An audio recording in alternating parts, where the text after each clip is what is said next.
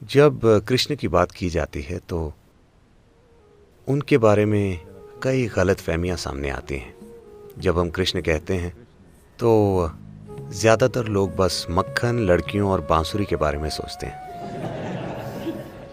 हाँ,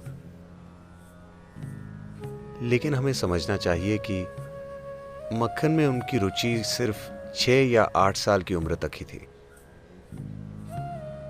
और लड़कियों का साथ सिर्फ 16 की उम्र तक था।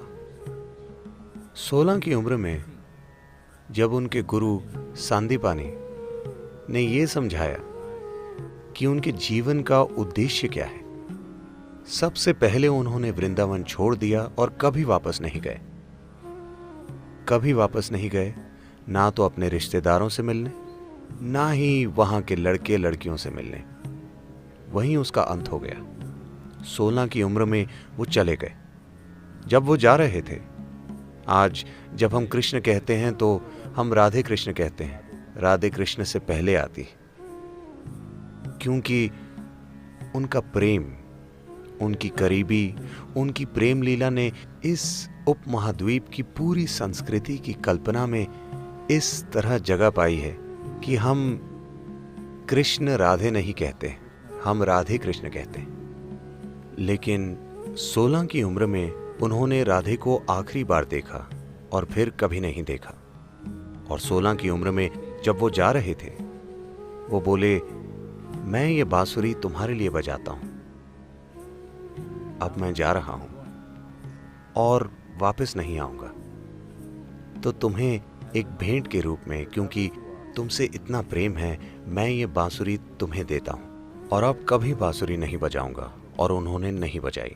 उसके बाद राधा ने बांसुरी बजाई। उन्होंने 16 की उम्र के बाद कभी नहीं बजाई। 16 से 21 की उम्र तक वो ब्रह्मचारी की तरह जिए। उन्होंने संन्यास ले लिया, ब्रह्मचारी की तरह जिए, जबरदस्त साधना की। उसके बाद उनका पूरा जीवन समर्पित था राजनीतिक प्रक्रिया और आध्यात्मिक प्रक्रिया का मिलन करवाने के लिए। इसका अंत तबाही के साथ हुआ, लेकिन उन्होंने हर संभव काम किया। इन चीजों की कभी बात नहीं की जाती। उत्तरी भारत के मैदानों में उन्होंने 1000 से ज्यादा आश्रम बनवाए, क्योंकि वो आध्यात्मिक प्रक्रिया को अलग चीज नहीं बनाना चाहते थे। वो आध्यात्मिक प्रक्रिया को जीवन का हिस्सा बनाना चाहते थे। जैसे हम जीते हैं, जैसे हम ब्रश करते हैं, वैसे ही ध्यान करें। वो आध्यात्मिक प्रक्रिया को एक अलग तत्व की तरह नहीं, बल्कि जीवन की मुख्य धारा में लाना चाहते थे। विशेष रूप से देशों के शासकों के जीवन में, उन सभी देशों के जो उस समय मिलकर भारत बनाते थे। उनका मिशन था उस समय की राजनीतिक प्रक्रिया को आध्यात्मिक बनाना। तो साफ है कि उन दिनों की राजनीति लोकतांत्रिक नहीं थी। तो उन्होंने सोचा कि सबसे जरूरी चीज है, अगर शासकों तक आध्यात्म पहुंचे तो फायदा स्वाभाविक रूप से लोगों को मिलेगा। जो लोग दूसरे लोगों के जीवन को संभालते हैं, जैसे राजा या प्रधानमंत्री या आज के राष्ट्रपति या किसी कंपनी के सीईओ, क्योंकि उनके नीचे लाखों लोग काम करते हैं। जब आपके पास ऐसी जिम्मेदारी है तो हर विचार जो आप पैदा करते हैं, हर भावना जो आप पैदा करते हैं, हर काम जो आप करते हैं, वो लाखों लोगों की जिंदगी को प्रभावित करता है। जब आपके पास ऐसी जिम्मेदारी है तो ये बहुत महत्वपूर्ण है कि आप एक अच्छी स्थिति में हैं।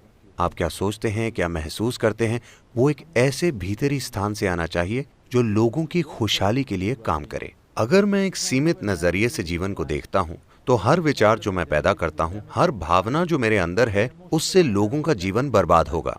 वो काम जो मैं करता हूं और विशेष रूप से वो काम जो मैं नहीं करता, जो मुझे करने चाहिए, उनसे लोगों के जीवन में जबरदस्त नुकसान होगा, है ना? तो उन्होंने सिर्फ शासकों पर ध्यान दिया। वो चाहते थे कि उस समय के राजा आध्यात्मिक हो जाएं। दुर्भाग्य से इसका अंत तबाही के साथ हुआ, कुरुक्षेत्र की तबाही। एक भयंकर युद्ध जिसमें पुरुषों की एक पूरी पीढ़ी खत्म हो गई।